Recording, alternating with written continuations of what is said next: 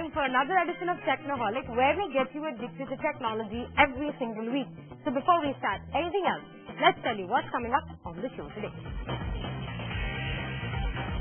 This week on Technoholik, Siddharth Sharma shows off his Nokia N8 which can control cars. Resistance is futile. No pun intended, but we have a game review of the latest FPS, Resistance 3. But up first, the cheap tablet race is heating up. We check out another Androider today. Alright, so now that you guys have seen what's coming up on the show today, let's get to the gadget pick of the week.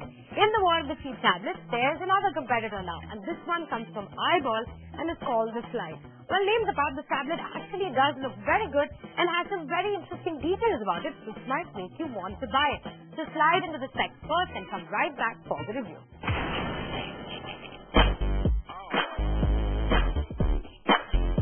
This Slide is impressive with a 7-inch WVGA touchscreen and just an I button similar to the iPad home button on the outside.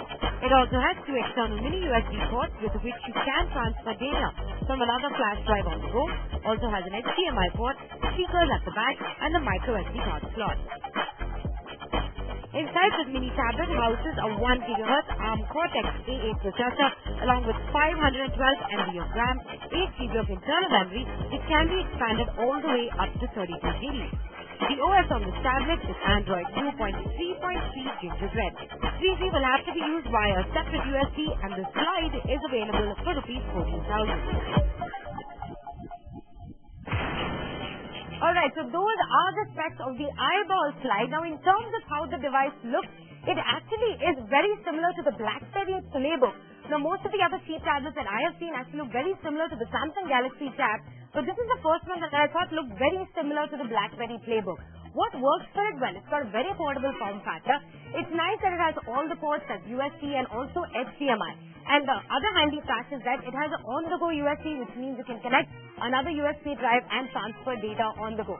Android works fine on it. I mean, no qualms about that. It's loaded with 2.3 Gingerbread. We're hoping there'll be an update further on. But for now, the Android does not hang at all, and multitasking is pretty fine. But this is a tablet that's meant to be used in landscape mode and not portrait, considering the front camera that is being used for video calling is only in the landscape mode. You can't really put it to portrait mode and use it, which is why it's meant to be used in landscape mode. And other than that, it also has a very interesting price, which is 14,000 rupees.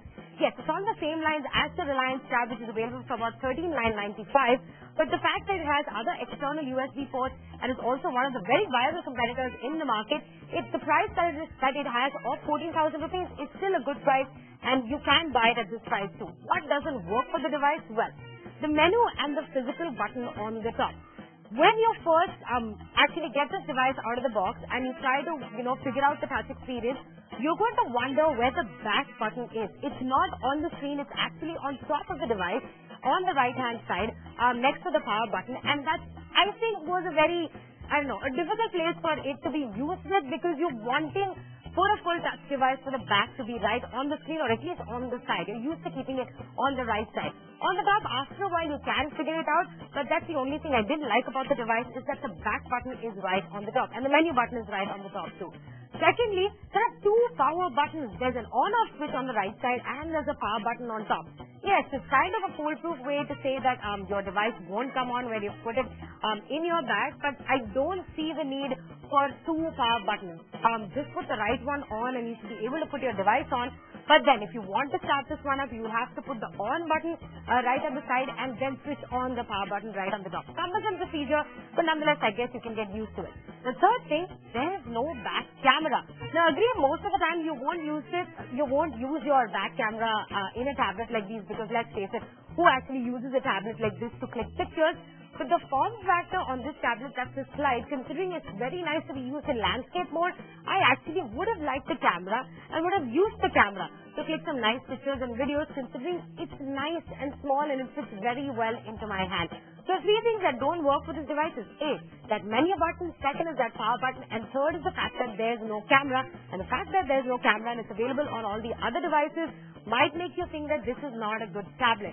But my final verdict on the iBall Slide still remains that it is a very, very buyable device.